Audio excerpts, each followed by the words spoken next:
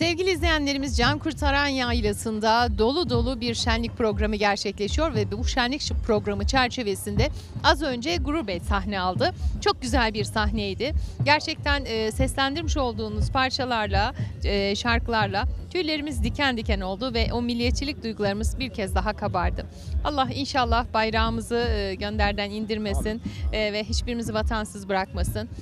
Çok güzel dilekleriniz ve temennileriniz de vardı. Öncelikle Gurur Bey kimdir? İzleyicilerimize onu tanıtalım. Şimdi tekrar yine Allah'ın selameti üzerinizde olsun. Gurur Bey, aslında Gurur Bey'i bırakalım. Gurur Bey Çoban Hasan'dır.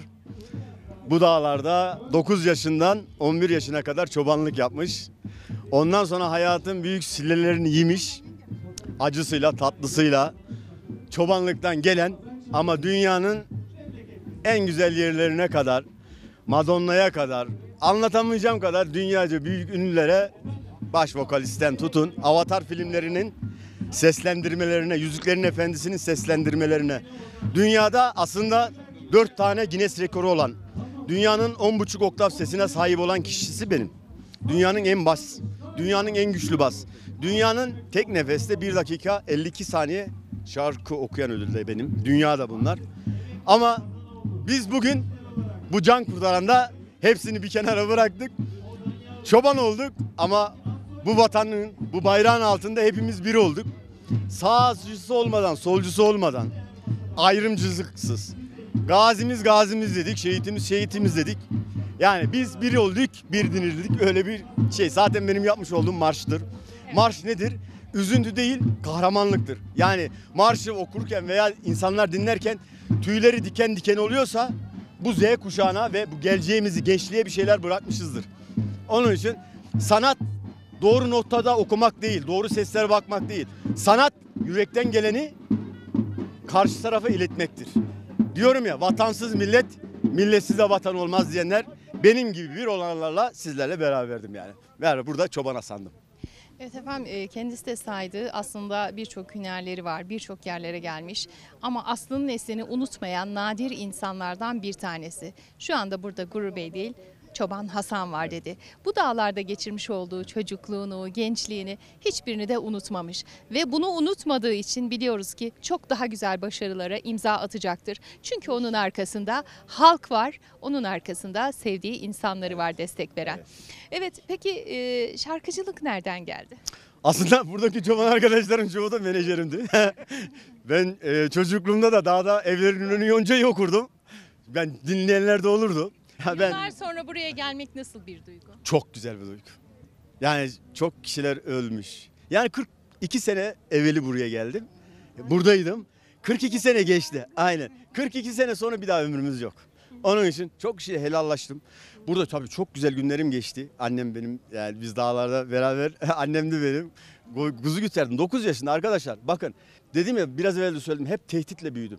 Çobanlık yaptım, tehdit yapıldım. İlk televizyona sokan bendim. TGRT Mehmetçik programı. Yıllarca ben yaptım. Çok eski arkadaşlar bilir. Anılarınıza dönelim. Evet. Bu dağlarda, Bu bu dağlarda. yaylalarda unutamadığınız şöyle güzel tatlı anınız var mı? Buradaki eş Çok. dostunuzla şöyle bir onları konuşalım, Şimdi- gülümsetelim. Şöyle söyleyeyim. Aslında dinimiz gerekli bir şey yok. 9 yaşında çobanlık yapardım burada. 9 yaşında çobanlık yaparken karşı dağda bir tane ağacın altında bir amca olurdu. Beni belki 1,5 sene bana bu amca ekmek verdi, çay verdi. 1,5 sene, 9 yaşındayım, hatırlamıyorum. Ama bunu ben 15 yaşındayken hatırladım. Bu adam kim idi? Hiç 9 yaşındayken sorgulamadım. İşte beni koruyan, bu ülkenin nasıl ayakta durduğu gibi evliyalarımız dediklerimiz, ben bunları yaşadım. Bunları yaşamak için yetim olmanız lazım. Bunları yaşamanız için düşmeniz lazım. Burada çok güzel arkadaşlarım var. Annem benim. Benim annem. Benim annem, biz korkardım. Efendim, sizi Annemi sarılırdım. tanıyabilir miyim? İsminiz ne? İsmimiz Sultan Ötkün. Sultan Hanım. Annem diye hitap ediyor size. Biz bunu Analık yapmışsınız. İnşallah yapmışızdır analık. Bunu gelecek dediler, ben çok gurur duydum, sevindim. Ve Gurur Bey boşa dememişler değil mi? Gurur duyuyorsunuz. Tabii gurur duyduk, gurur beymiş. Hasan oğlum benim dedim. Gelecek dediler, çok sevindim. memnun Yaramaz oldum. mıydı küçükken? Yok canım, pek de yaramaz değildi oğlum. Pek de diyor ama arada şöyle küçük bir yaramazlığı Yok, da var hiç gibi. yaramazlığını görmedim ben hiç. Şimdi Çok çalışkandı herhalde. Çalışkanıdı. ya, korkardım, annemin yanına giderdim. Çünkü 9 yaşında bir çocuksunuz. Yani bu yani korkar, yetimsin. Yani aklın ermiyor. Yemin ediyorum buradaki arkadaşlarım söylesin, bir kuzu güterdim 9 yaşında. Kuzuları ip gibi dizerdim ya. İp gibi. Sorun Allahu Teala'nın, ya 9 yaşında bir çocuk nasıl yapabilir? Ya bana bunu yaptırdı. Ya kimse hiçbir zaman ya ben şunu yapacağım demedim ama oldu. Çünkü her zaman ileriyi farklı gördüm. Bu ülkeye, vatana, millete faydalı olabilmek için yıllarca verdim emeği, hala da veriyorum. Çünkü neden? Ben Türk'üm. Yan tarafımızda yine bir ablamız oturuyor. Siz konuşurken gözleri doluyor. Sizi tanıyabilir miyim? Ben Havva Ötkür. Hanım, Hasan Bey konuşurken gözleriniz dolu dolu oluyor. Neden diyor? Ben ilk geldiğinde tanıştığımda keşik olurdu evvel koyunda. Bize keşik gelince buna sordum.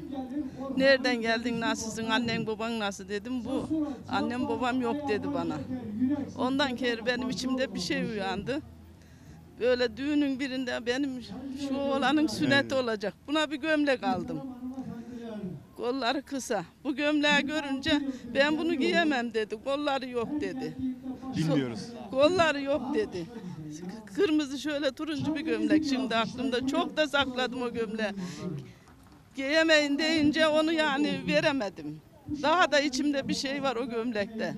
Çünkü gömleğin ne olduğunu bilmiyorduk. Gömlek şimdi topla şöyle ince şey ettim. Bir de düğünün birinde bunu motorun kasasına çıkardılar.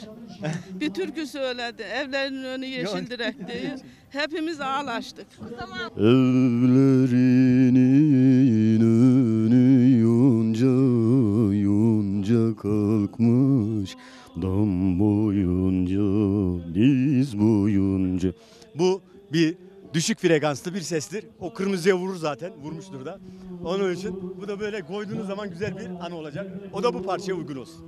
Çok teşekkür ediyorum bu teşekkür güzel ve ederim. anlamlı sohbet için. Allah razı olsun. Burada herkes sizi gerçekten yürekten kucakladı. Çok güzel bir sevgiye tanıklık ettik Allah razı bizler de. olsun. Allah razı olsun. İnşallah yolunuz, bahtınız Allah sonuna razı olsun. kadar Çok açık sağ olun. olsun. Çok Buradaki sağ olun. insanların hayır duaları Allah razı ve olsun. sevgileri. Allah razı Ben olsun. de ufak bir hediyem olsun anahtarlık. Tamam. Bu Çocukların bu torunun git var. bu sazıma Karpuz sazıma, bu sazıma, bu da gitarıma. Tamam mı? Ömür boyu inşallah. Allah'a Çok emanet teşekkür olun. ediyoruz. Sizleri çok teşekkür ederim.